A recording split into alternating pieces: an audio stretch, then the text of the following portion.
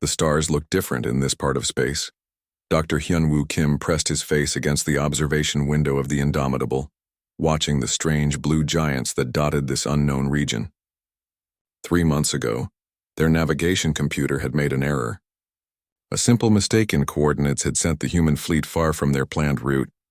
Now they drifted through space that no human had ever seen before. Hyunwoo was the ship's language expert. He spent his days listening to radio signals from distant worlds, trying to decode alien languages. Most days he heard nothing but static. But today was different. "Captain Lee, you need to hear this," Hyunwoo said into his communicator. He had been working on a signal for 6 hours. The mathematics were strange, but the pattern was clear. Someone was calling for help. Captain Do-hyun Lee arrived at the communications center within minutes. He was a tall man with kind eyes and rough hands from years of ship work. Behind him came Mi-young Park, the fleet's communications officer. She was young but brilliant with alien languages. "What do we have?" Captain Lee asked. Hyunwoo played the signal. It was beautiful and sad at the same time. The alien voices rose and fell like music, but there was panic in their tones. Mi-young sat down at her computer and began working on the translation software. "It's coming from a research station," Hyunwoo explained. "About 4 light years from here. They're orbiting a dying star." Mi-young's fingers flew over the keyboard. "The language is complex, but I think I can decode it." "Give me an hour." Captain Lee nodded. "I'll be on the bridge. Call me the moment you have something." The hour felt like 10. When Mi-young finally called, her voice was shaking. "Captain, you need to come back here. I have the translation." The command team gathered around Mi-young's workstation. She played the message again, but this time the computer translated it into English. The words made everyone go quiet. "Our children are dying. The star collapses in 7 cycles. We cannot evacuate in time. Please, anyone with ships capable of atmospheric rescue, we offer all our scientific knowledge in return for salvation." Captain Lee was quiet for a long moment. "How many people are we talking about?" Hyunwoo checked his readings. "The station is huge. Maybe 2 million beings. Maybe more. And how long do we have?" 7 cycles. Based on their star's behavior, I think that means 7 days. Captain Lee looked at the faces around him. He saw the same thing in every expression that he felt in his heart. These aliens needed help. That was all that mattered. "Signal the other ships," he ordered. "Tell them we're changing course." "Emergency speed," Commander Yoon Jung-han spoke up. "Sir, we don't know anything about these aliens. We don't know if they're friendly." Captain Lee looked at her with surprise. "They're dying, Commander. Children are dying. Does it matter if they're friendly?" Within an hour, the entire human fleet was racing toward the alien station. 5 massive ships built to withstand Earth's crushing gravity and violent weather. The Indomitable led the way, followed by the Resilient, the Enduring, the Stalwart, and the Unbreakable. Together they carried 50,000 humans. None of them knew they were entering space controlled by something called the Galactic Council. They had never heard of the laws that kept different species apart. They didn't understand that their ships looked like weapons to other aliens. Dr. Sun Ho-yoon, the fleet's expert on alien cultures, studied everything they could learn about the station. "They call themselves Velkari," he told Captain Lee. "They seem to be made of some kind of crystal. Very advanced science, but physically fragile." "Fragile how?" Captain Lee asked. "Their bones are like glass. Their bodies can't handle much pressure or heat." This worried Captain Lee. Human ships were built for humans. Everything from the air pressure to the temperature was designed for people from Earth. "Can we modify our environment systems?" Chief Engineer Bo-ram Kwan was already working on the problem. "We can convert the cargo bays," she said. "It won't be comfortable, but we can make spaces that won't hurt them." As they traveled, more messages came from the Velkari station. Each one sounded more desperate. The star was collapsing faster than they had predicted. The beautiful crystal structures of their station were beginning to crack from the radiation. Jae-min Choi, the fleet's expert on alien biology, worked with the medical team to understand Velkari physiology. What he learned worried him. These beings were so delicate that even human body heat could hurt them. A handshake could break their bones. Even breathing near them might poison them with Earth bacteria. "How are we supposed to save people we can't even touch?" asked Dr. Min Jung. "Oh, the fleet's chief medical officer. We'll figure it out," Captain Lee said firmly. "We have to." 2 days into their journey, they received another type of signal. This one wasn't from the Velkari station. It was from something much bigger and more powerful. The automatic translation was simple. Warning. Deathworlder movement detected. All vessels maintain safe distance. What's a Deathworlder? Mi-young asked. No one knew. But the signals kept coming. Extinction class threat detected. Evacuate all civilian traffic. Council security forces requested. Hyunwoo was confused. Are they talking about us? Commander Han pulled up a scan of their own ships. The 5 human vessels were enormous and heavily built. They had thick armor to protect against space debris and asteroid impacts. Their engines were powerful enough to escape Earth's gravity. To human eyes, they looked like exploration ships. But to others, I think we look scary to them, Commander Han said quietly. Captain Lee didn't care. Let them think what they want. Those people on that station need our help. On the 4th day, they could see the dying star. It was a red giant, swollen and unstable. Around it orbited the most beautiful thing any human had ever seen. The Velkari station was made of crystal that caught and reflected the star's light. It looked like a jewel floating in space. But the jewel was breaking. Cracks ran through the crystal walls. Parts of the station were already gone, consumed by the star's increasing radiation.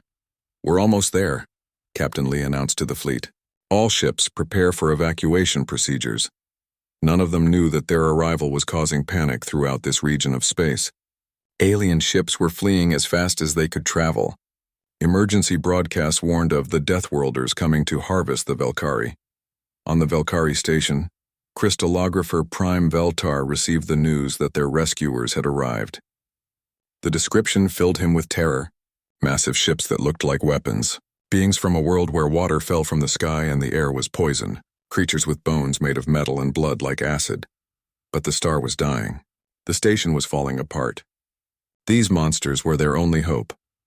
Prepare for contact, Veltar ordered, his crystal voice ringing with fear and desperate hope. And may the light preserve us all. The human fleet dropped out of hyperspace near the Velkari system, like thunder breaking the silence. Immediately, every alarm system within 50 light-years began screaming warnings into space. Captain Do-hyun Lee stood on the bridge of the Indomitable, watching the beautiful crystal station grow larger on their screens. He had seen many wonders in his years exploring space, but nothing like this. The station caught the dying star's light and turned it into rainbows that danced across its surface. Sir, called Communications Officer Mi-young Park, we're receiving hundreds of signals. Most of them seem to be warning broadcasts. About what? Captain Lee asked. Mi-young looked confused as she read the translations. About us, sir. They keep saying things like Deathworlder fleet detected and extinction event incoming. Captain Lee frowned. Are they talking about our ships? Commander Yoon Jung-han was studying the tactical display. All the alien vessels in this system are running away, sir, fast. Running from us? It looks that way. Captain Lee couldn't understand it. They were here to help. Why would anyone run from a rescue mission? Maybe they're just making room for us to work, he suggested. Dr. Jae-min Choi called from his science station. Captain, I've been analyzing the Velkari biology from their transmissions. They're even more fragile than we thought. Their bones are made of a crystal-like material. Very pretty, but it breaks easily. How easily? Captain Lee asked. A strong handshake could shatter their arm. Our normal air pressure would crush their lungs. Even our body heat could give them severe burns. This was worse than they had feared. How could they rescue people they couldn't even be near? We'll find a way, Captain Lee said. We have to. The Velkari station was huge, stretching for kilometers in every direction. Beautiful spires and domes connected by bridges that looked like frozen waterfalls. But the whole structure was cracking. Pieces were breaking off and falling into the dying star. Dr. Sun Ho-yoon, dressed in a full environmental suit, prepared for first contact. The suit made him look even more frightening than usual. Its thick armor and glowing lights were designed to protect him from Earth's dangerous environment. To aliens, it looked like a war machine. Velkari Station, Dr. Yoon said into his communicator. This is Dr. Sun Ho-yoon of the human vessel Indomitable. We received your distress call. We are here to help. The response came after several long minutes. The translation software turned the musical alien language into English. But something was wrong with the translation. It kept changing words. Help became harvest. Rescue became consume. We want to save you became we want to devour you. On the Velkari station, Crystallographer Prime Veltar listened to the translated message with growing horror. The monsters were talking about harvesting and consuming them. But what choice did they have? The star was dying. Their children were already getting sick from the radiation. Dr. Yoon tried again. We have 5 ships. We can take all your people to safety. Please let us help you. But the translation software was getting worse. Every peaceful word became something threatening. The Velkari heard, "We have 5 war vessels. We will take all your people as slaves. Submit to us." 3 Velkari fainted when they heard this. Others began to panic. But Veltar forced himself to stay calm.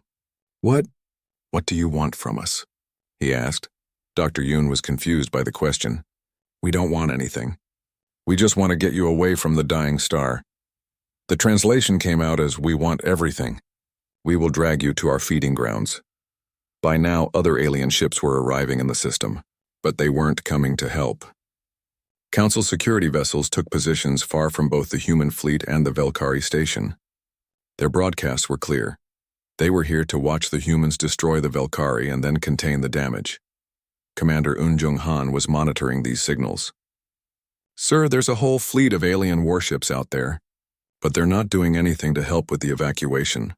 "What are they doing?" Captain Lee asked. "Just watching, like they expect us to attack the station." Captain Lee was getting angry. People were dying while these aliens just watched. "Open a channel to their commander."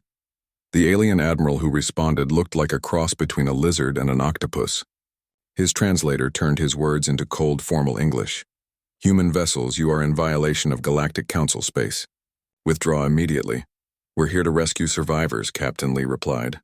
"There are millions of people on that station. The Velkari situation is under Council jurisdiction. Your presence is not required." Captain Lee stared at the screen. "Under your jurisdiction? Then where are your rescue ships?" The alien admiral was quiet for a moment. "The Council has determined that evacuation is impractical." "Impractical?" Captain Lee's voice rose. "You're just going to let them die?" "The resources required would be too costly. The Velkari have been informed of their situation." Captain Lee cut the communication. He turned to his crew with fire in his eyes. "They're abandoning those people. The whole Galactic Council is just going to watch them die." Dr. Hyunwoo had been working on the translation problem. "Captain, I think I know what's wrong. Our software is having trouble with the Velkari language. They use the same words for very different concepts." "What do you mean?" "When we say strength, we mean the power to protect others. When they say strength, they mean endurance and survival. When we say take, we mean rescue. When they say take, they mean steal or consume." This explained everything. The Velkari thought the humans were there to eat them. The Council thought the humans were there to conquer them. No one understood that the humans just wanted to help. "Can you fix the translator?" Captain Lee asked. "I'm working on it, but it will take time." Time they didn't have. The star was getting worse. More pieces of the station were breaking away. On his screens, Captain Lee could see Velkari moving through the crystal corridors trying to evacuate the damaged sections. "We can't wait for perfect translation," he decided. "We'll have to show them what we mean with our actions." Chief Engineer Bo-Ram Kwan called from the engineering deck. "Captain, I've finished converting Cargo Bay 7. The environment should be safe for the Velkari, but barely. We had to reduce air pressure to almost nothing and cool it to near freezing. How many can it hold? Maybe 1,000. But we have 5 ships. If we convert all our cargo space, do it," Captain Lee ordered. "All ships begin emergency modifications." As the human ships worked frantically to prepare rescue facilities, the Velkari watched in confusion and terror. The massive alien vessels were doing something, but what? Were they preparing weapons? Prison cells? Feeding chambers? Crystallographer Prime Veltar made a decision that took all his courage. "I will speak to them directly," he announced. "If they are going to destroy us, I want to understand why." His advisors begged him not to. The Deathworlders were monsters from the galaxy's worst nightmares. But Veltar was the leader of his people. He would face the monsters to protect his children. "Human vessel," he broadcast. "I am Crystallographer Prime Veltar. I speak for all Velkari. What do you want from us?" Dr. Yoon answered immediately. "Thanks to Dr. Hyunwoo's work, the translation was better now. We want to take your people to safety. Our ships can protect you from the star's radiation. Please let us help you." Veltar was silent for a long time. Could it be true? Could these terrifying creatures actually want to help? It seemed impossible, but his children were dying. The star was collapsing. What choice did he have? We will try to trust you, Veltar said finally. But know this, humans. If you betray that trust, if you harm our young ones, we will fight you with everything we have. Captain Lee smiled for the first time in days. Understood, Crystallographer Prime, we won't let you down. All ships begin rescue operations immediately. The real work was about to begin. The first Velkari shuttle approached the Indomitable like a soap bubble drifting toward a mountain. It was beautiful, made of the same crystal material as their station, but so delicate that the human ship's docking systems couldn't even grab it safely. Chief Engineer Boram Kwan watched the approach with growing worry. If we use our normal docking clamps, we'll crush that thing like an egg, she told Captain Lee. Then don't use the clamps, Captain Lee replied. Use the emergency airlocks. Guide them in by hand, Boram stared at him. By hand, Captain? One wrong move and we'll destroy their entire shuttle. Then don't make any wrong moves. It took 6 hours to dock the first shuttle safely. Human engineers in spacesuits had to manually guide the fragile crystal craft into the cargo bay. Even the vibrations from the Indomitable's engines were enough to crack the shuttle's hull. When the airlock finally opened, the humans got their first look at the Velkari. They were beautiful and terrifying at the same time, 7 feet tall but thin as pencils. Their bodies were made of living crystal that sparkled in the cargo bay lights. They moved like dancers, graceful and flowing. They were also clearly terrified. Dr. Sun Ho Yoon approached them slowly, his environmental suit making soft humming sounds. Through the translator, he said, "Welcome aboard. You are safe now." The lead Velkari, a scientist named Velsha, stepped forward on legs that looked like they might break at any moment. You're not going to eat us?" Dr. Yoon was so surprised he almost laughed. "Eat you? No! We're here to rescue you." The relief on Velsha's crystal face was visible even through the different biology. But then she looked around the cargo bay and her fear returned. "This place, it will kill us," she was right. Even with all the modifications Boram had made, the cargo bay was still too warm, too humid and too pressurized for Velkari comfort. The crystal beings were already showing signs of stress. Their bodies were dimming, losing their inner light. "Medical emergency in Cargo Bay 7, Dr. Min Jung-oh announced over the ship's speakers. She arrived with her medical team, but there was nothing they could do. Human medicine was useless for crystal-based biology.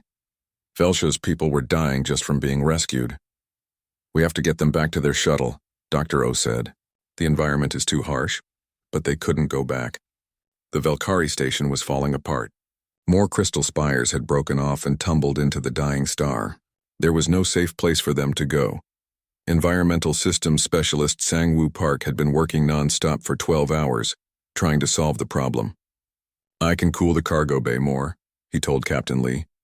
"But if I make it cold enough for them, it might freeze our own life support systems." "Do it anyway," Captain Lee ordered. "Sir, if the life support fails, we could lose the whole ship." Captain Lee looked at the dying Velkari through the observation window. Some of them were children, their small crystal bodies flickering like dying stars. "Then we'll all freeze together." "Do it." Sang-woo made the modifications. The cargo bay became so cold that human breath turned to ice. The air pressure dropped to almost nothing. It was barely livable for the Velkari, but it was better than nothing. Meanwhile, more shuttles were arriving. The evacuation was going too slowly. At this rate, they could only save a few thousand Velkari before the star collapsed completely. Tactical Officer Jin Woo Seo brought worse news. "Captain, we have company. Galactic Council ships are moving closer." On the main screen, Captain Lee could see the alien vessels, dozens of them, all heavily armed. Their broadcasts made their intentions clear. They were there to stop the humans from harvesting the Velkari. "They still think we're the enemy," Commander Yoon Jung-han said. "Let them think what they want," Captain Lee replied. "We have work to do." But the Council ships were interfering with the rescue. Their presence was making the Velkari even more afraid. Some refused to leave their station, preferring to die with their home rather than risk being caught between humans and the Council fleet. Child psychologist Hye Jin Kim was having her own problems. The Velkari children were screaming whenever they saw humans. Even through environmental suits, the humans looked like monsters to them. Sharp teeth, predator eyes, movements that spoke of hunting and killing. How do I calm a child who thinks I'm going to eat them? Heijin asked Dr. Yoon. Dr. Yoon had been studying Velkari culture. Try sitting down. Make yourself smaller and try humming. Humming. Velkari communicate partly through vibration. Soft sounds mean safety to them. Heijin tried it. She sat down in the cargo bay and began humming a lullaby her mother had sung to her. The Velkari children stopped screaming. Slowly, carefully, they began to approach her. One small Velkari, barely 3 feet tall, reached out with a crystal finger and touched Heijin's environmental suit. Through the translator came a small, sweet voice. Are you a gentle monster? Heijin felt tears in her eyes. Yes, little one. I'm a gentle monster. But being gentle wasn't enough. The evacuation was still going too slowly. They needed a new plan. Navigator Chang Min-an came up with a desperate idea. What if we don't evacuate them to our ships? What if we evacuate their entire station? Captain Lee stared at him. The station is enormous. It must weigh millions of tons. Our ships are built for heavy cargo. If we could attach towing cables to the undamaged parts. Chief Engineer Boram Kwan ran the calculations. It's crazy. It might work, but it's crazy. We'd have to coordinate all 5 ships perfectly. One mistake and we'll tear the station apart. And even if it works, added Jin Woo-seo, the Council fleet won't let us leave. They'll attack us the moment we try to jump to hyperspace. Captain Lee looked at the tactical display. 30 Council warships against 5 human cargo vessels. It should have been no contest. But human ships were built to survive in Earth's deadly environment. They were tougher than they looked. Signal the other captains, Captain Lee ordered. Tell them the plan. We're going to try something impossible. The response came immediately. Captain Yuna of the Resilient. Impossible sounds about right for humans. Captain Dong Hyun of the Enduring. When do we start? Captain So Young of the Stalwart. My ship is ready. Captain Byung Ho of the Unbreakable. Let's do this. As the 5 human ships began positioning themselves around the Velkari station, the Council fleet moved to intercept them. Admiral Zinqui of the Hegemony broadcast a final warning. Human vessels, cease your harvesting operation immediately. You will not be allowed to leave this system with Velkari prisoners. Captain Lee responded calmly. These aren't prisoners. They're refugees, and we're not leaving without them. Then you will die here. Maybe, Captain Lee admitted, but we'll die trying to save people instead of watching them die. Can you say the same? The dying star pulsed, sending waves of deadly radiation across the system. Time was running out. The Velkari station shuddered as more sections broke away. All ships, Captain Lee announced, attach towing cables. We're taking everyone home. The most impossible rescue in galactic history was about to begin. The 5 human ships moved into position around the Velkari station like giants protecting a jewel. Each massive vessel extended thick metal cables toward the crystal structure, moving with impossible care. One wrong move would shatter the delicate station into a million pieces. Chief Engineer Boram Kwan worked from the Indomitable's engineering deck, coordinating with her counterparts on the other ships. Attachment point Alpha secure, she announced. Beta point. Careful with that cable, Resilient. You're putting stress on the crystal matrix. The work was nerve-wracking. The human ships were designed to haul asteroids and massive cargo containers. The Velkari station was built like a work of art, all flowing lines and delicate spires. It was like trying to lift a soap bubble with industrial machinery. On the Council ships, Admiral Zinqui watched in horror and fascination. What are they doing? He demanded of his tactical officer. It appears they are attempting to tow the entire station, Admiral. That's impossible. The station is too large, too fragile, but the humans were making it work. Slowly, carefully, the 5 ships began to lift the Velkari station away from the dying star. The crystal structure groaned under the stress, but it held together. Inside the station, crystallographer Prime Veltar felt his world shake and shudder. Through the crystal walls, he could see the human ships surrounding them like protective shields. These creatures that his people had feared were risking everything to save them. Veltar, called his assistant. The radiation levels are dropping. We're moving away from the star. It was working. The impossible was happening. The humans were actually going to save them all. But then the star pulsed again, stronger than before. Waves of deadly energy swept across the system. The Council ships, built for normal space conditions, immediately retreated to a safe distance. The human ships moved closer to the station, using their own hulls as shields.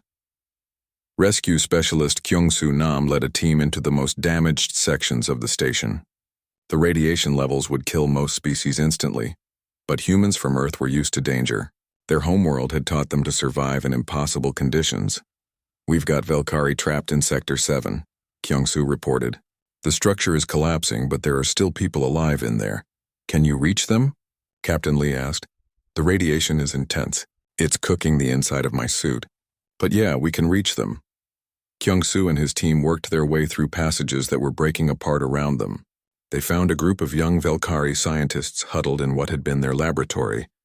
The crystal beings were dying from radiation exposure and fear. "We're here to help," Kyung-Soo said through his translator. "We need to get you out of here." The Valkyrie were too weak to move. Kyung-Soo made a decision that would have killed anyone from a safer world. He removed his helmet in the radioactive environment and breathed the poisoned air so the Valkyrie could see his face. "Look at me," he said gently. "I know I look scary, but I'm not going to hurt you. We're going to carry you to safety." The lead scientist, a Valkyrie named Velton, stared at the human's face. It was alien and frightening, but there was something else in those strange eyes. Kindness, determination. You would die for us?" "If that's what it takes," Kyung-Soo replied simply. Working with impossible care, the human rescue teams carried the fragile Valkyrie to safety. Each crystal being had to be handled like the most delicate glass. One wrong move would shatter them. But the humans, these supposedly clumsy monsters, moved with the precision of surgeons. Dr. Min Jung-oh was working in the converted cargo bays, treating Valkyrie who were suffering from radiation sickness and environmental shock. She had never dealt with crystal-based biology before, but she was learning fast. "Their cellular structure is completely different," she explained to her assistant, "but the same principles apply. Damage is damage. Healing is healing." She discovered something amazing. When humans were near the Valkyrie, the crystal beings actually got stronger. Something about human presence, maybe their bioelectric fields, maybe their body heat, helped stabilize the Valkyrie's crystal matrices. "It doesn't make sense," she told Captain Lee. "We should be toxic to them, but somehow being around humans actually helps them heal." Meanwhile, Dr. Hyunwoo had made a breakthrough in understanding Valkyrie language. He realized that the translation problems went deeper than just vocabulary. The two species thought about concepts like strength and protection in completely different ways. "When we say we want to protect them," he explained to the crew, "they hear us saying we want to control them. When we say we're strong, they think we mean we're violent." "So how do we communicate?" asked Dr. Yoon. "With actions. We show them what we mean instead of trying to explain it." The rescue continued. More Valkyrie were brought aboard the human ships. The children stopped screaming when they saw the humans. Instead, they began to watch with curiosity as these strange creatures worked tirelessly to save their people. But the Council fleet was getting impatient. Admiral Zinke sent increasingly aggressive warnings. "Human vessels, you have violated dozens of galactic laws. Release the Valkyrie immediately or face the consequences." Captain Lee was too busy coordinating the evacuation to respond, but Communications Officer Mi-young Park monitored the Council broadcasts and discovered something troubling. "Captain," she said privately, "I don't think the Council ever intended to rescue the Valkyrie. I'm picking up communications that suggest they wrote off this entire population as acceptable losses." "What do you mean?" "They calculated that a rescue operation would cost too much, so they decided it was easier to just let the Valkyrie die." Captain Lee felt sick. They were going to abandon millions of people to save money? It gets worse. Some of the Council communications suggest they were hoping the dying star would solve what they call the Valkyrie problem. Apparently, the Valkyrie have been asking for representation in the Council government. Now Captain Lee understood. The Galactic Council hadn't just abandoned the Valkyrie. They had wanted them to die. The star pulsed again, more violently than before. It was beginning its final collapse. The human ships strained against the massive weight of the station. Their engines pushed far beyond safe limits. Navigator Changmin An called from the bridge. "Captain, we need to jump to hyperspace now. The star is going critical. How many Valkyrie are still on the station? Maybe 50,000. Most of them are in the deep sections that we can't reach safely." Captain Lee made the hardest decision of his life. We can't leave them behind. All ships maintain position. Sir, Changmin said urgently, if we don't jump in the next 10 minutes, the shockwave will destroy us all. Then we have 10 minutes to save 50,000 more people. All across the human fleet, crews worked with superhuman effort. They pushed their ships and themselves beyond all reasonable limits. Rescue teams went into sections of the station that were already collapsing. Engineers held systems together through willpower and determination. The council ships watched in amazement as the humans refused to abandon anyone. Species throughout the galaxy would run when faced with certain death. But these humans kept working, kept fighting, kept saving people even as the star prepared to explode behind them. Crystallographer Prime Veltar made his way to one of the observation decks where he could see the human ships. Through the crystal walls, he watched as tiny figures in spacesuits worked frantically to save his people. Why? He whispered to himself. Why do they risk everything for strangers? As if in answer to his question, he heard Captain Lee's voice over the communication system. Because someone has to. And we can. The star began its final collapse. Veltar felt his station shake as the humans prepared for the most dangerous hyperspace jump in galactic history.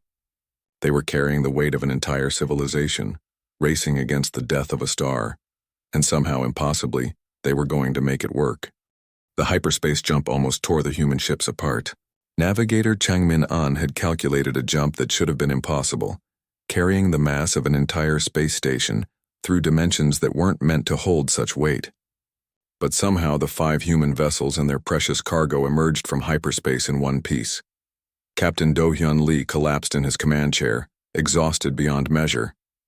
Around him, his crew struggled to stay conscious after the most difficult maneuver of their lives. The ship's systems were failing everywhere, sparks flying from overloaded circuits. Damage report, he called weakly. Chief Engineer Bo-ram Kwan's voice came over the intercom, strained and tired. We've lost main engines on 3 ships. Life support is at 50%. Hull breaches on deck 7 through 12. And the Velkari station? Still in one piece, sir. Still attached. Still full of very grateful crystal people. Through the observation windows, Captain Lee could see the Velkari station floating safely in space. Its crystal spires still caught the light from nearby stars, turning it into a beautiful rainbow display. They had done it. They had saved everyone, but the cost had been enormous. Several human ships were damaged beyond easy repair. Many crew members suffered radiation exposure that would have killed any other species instantly. They had pushed themselves and their technology far beyond safe limits. Captain, Communications Officer Mi-young Park called. We're receiving a transmission from the Velkari station. Crystallographer Prime Veltar wants to speak with you. Captain Lee straightened his uniform and walked to the communication center. On the screen appeared the most beautiful alien he had ever seen. Veltar was tall and graceful, his crystal body glowing with inner light. But there was something different about him now. The fear was gone from his eyes. Captain Lee, Veltar said, his voice like wind chimes in a gentle breeze. My people and I owe you a debt we can never repay. You saved us all. We did what anyone would do, Captain Lee replied. Veltar's expression showed surprise. No, Captain. What you did, no one else in the galaxy would have done this. The Council certainly would not have. Over the next few days, as the human ships made emergency repairs, something wonderful happened. The Velkari began to explore their rescuers' ships. At first, they were still afraid. Humans were so large and strong compared to them, but slowly, they began to understand what these strange creatures were really like. Dr. Sujin Kang, the fleet's historian, shared records of human disasters throughout history. She showed the Velkari images of humans running into burning buildings to save strangers, sailing into storms to rescue stranded ships, and climbing mountains to find lost travelers. This is what humans do, she explained to a group of fascinated Velkari scientists. When others are in danger, we help. It doesn't matter if they're strangers. It doesn't matter if it's dangerous. We help because it's right. The Velkari couldn't believe it at first. In their experience, species only helped their own kind. The idea of risking everything for strangers was almost incomprehensible. But then they met Heejin Kim, the child psychologist who had spent days humming lullabies to frightened Velkari children. They met Kyung-soo Nam, who had removed his helmet in a radioactive environment just to show his face to dying aliens. They met Dr. Min Jung-oh, who had worked tirelessly to understand crystal biology so she could heal people who weren't even her own species. Velsha, the scientist who had been in the first shuttle to reach the Indomitable, spent hours talking with Dr. Hyunwoo about human culture. "Your people fascinate me," she said. "You are strong enough to destroy worlds, but you choose to protect them instead." "That's what strength is for," Dr. Hyunwoo replied. "To protect those who can't protect themselves. But why? What do you gain from it?" Dr. Hyunwoo thought for a moment. "We gain the knowledge that we did the right thing. That's enough." Meanwhile, the Galactic Council fleet had followed the humans through hyperspace. Admiral Zinke's ships surrounded the human fleet at a safe distance, their weapons powered but not yet targeting. "Human vessels," Admiral Zinke broadcast, "you have violated numerous Council laws. You will surrender the Valkyrie to Council custody immediately." Captain Lee looked at the tactical display. 30 heavily armed Council warships against 5 damaged human cargo vessels. "It should have been no contest." "Admiral," Captain Lee replied calmly, "the Valkyrie requested our help. Under galactic law, refugees cannot be returned to a government that abandoned them." Legal officer Young-Soo Baek had been studying galactic law during the journey. The Refugees Protection Act of the Third Council clearly states that any being who requests asylum from a non-Council species cannot be forcibly repatriated if their lives were endangered by Council inaction. Admiral Zinke was quiet for several minutes. Finally, he responded, "The Council was not inactive. We determined that rescue was impractical." "You mean expensive," Captain Lee said bluntly. "You let millions of people die because it would cost too much to save them. The needs of the many outweigh the needs of the few." "No," Captain Lee said firmly. "Every life matters. Every person deserves a chance to live." Communications specialist Hun Ki-jang had been monitoring galactic communications during their journey. What he discovered shocked everyone. "Captain," he said privately, "I've been listening to Council broadcasts. I think I understand why the galaxy is afraid of us." "Because we look scary?" "No, sir. Because we're incomprehensible to them. They can't understand a species that would risk extinction to save strangers. It terrifies them." Hun-Ki showed Captain Lee the intercepted messages. Council species were calling the human rescue impossible. They were trying to find hidden motives, secret benefits that humans must have gained from saving the Valkyrie. They couldn't accept that humans had simply helped, because it was the right thing to do. "They think we must be planning something," Hun-Ki explained. "No species in their experience acts without selfish motivation. Our altruism looks like a trick to them." This explained everything.